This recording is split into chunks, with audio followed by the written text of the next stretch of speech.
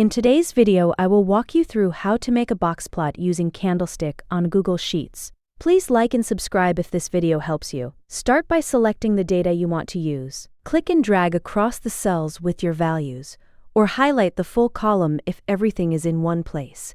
Make sure the entire range is selected so the chart uses all your data correctly. Next, go to the top menu, click Insert, then choose Chart. Google Sheets will automatically create a chart and place it into your sheet.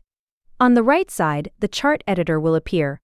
If you do not see it, double-click the chart to open it. In the chart editor, click on Chart Type and scroll until you find Candlestick Chart. Select it, and the chart will switch into a box plot style visualization. This view shows the minimum, first quartile, median, third quartile, and maximum, giving you a clear summary of your data distribution. You can resize the chart by dragging its edges and adjust the title or colors inside the chart editor if needed.